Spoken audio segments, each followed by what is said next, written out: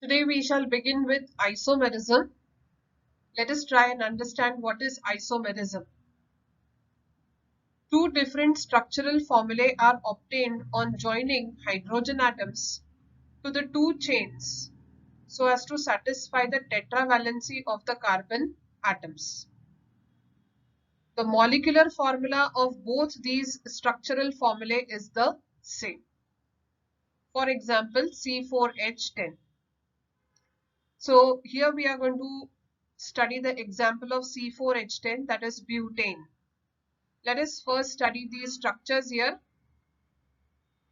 Butane has 4 carbon atoms. You can see 4 carbon atoms are arranged here in one straight line. It's a straight chain of carbon atoms. And then the hydrogen atoms have been attached so as to satisfy the tetravalency of the carbon atoms. Now, if you look into this structure, you find that 3 carbon atoms are in one straight line, whereas the 4th carbon has been attached to the 2nd carbon atom. So, if this is carbon atom number 1, this would be 2 and this is 3. So, we find that the 4th carbon has been attached to carbon atom number 2. So, we get a different structure. Here we can say a branching has occurred over here. And one carbon is attached to this carbon atom number 2. And then the hydrogen atoms have been distributed so as to satisfy the tetravalency of the carbon atoms. If you count the number of carbon atoms, here it is 4. Here also you have 4 carbon atoms. Here there are 10 hydrogen atoms. Here also there are 10 hydrogen atoms. This is 1, 2, 3, 4, 5, 6, 7, 8, 9 and 10. So the molecular formula for both these structures is the same, that is C4H10. These two are different compounds as their structural formulae are different.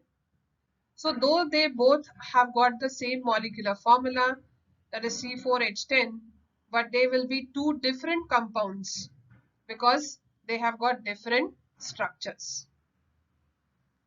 The phenomena in which compounds having different structural formulae have the same molecular formulae is called structural isomerism.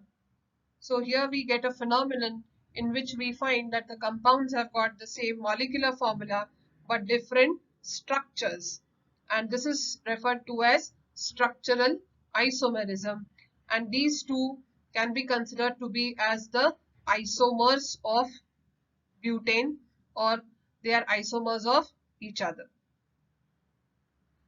So this is one example of butane. Here one more way of writing this formula is given. We have studied this earlier. This would be CH3, single bond CH2, single bond CH2 and single bond CH3. This is called as N-butane or normal butane. Here N stands for normal. So this is called as normal butane.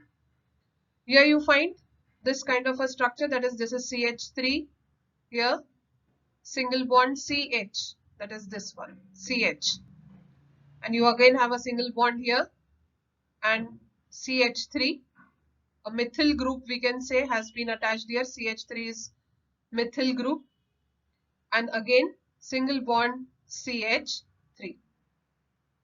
So when one of the carbon atoms is attached to carbon atom number 2, it is called as iso structure, and here it is referred to as isobutane. So this structure is called as isobutane. So I hope you have understood this, that there are two different structures for a compound with the same molecular formulae, and these structures are then called as structural isomerism. The phenomena is referred to as structural isomerism. The number of carbon compounds increases further due to isomerism observed in carbon compounds. So this is one of the reasons for the versatility and the large number of carbon compounds, that is isomerism. Isomerism will be shown by alkanes that have 4 or more carbon atoms.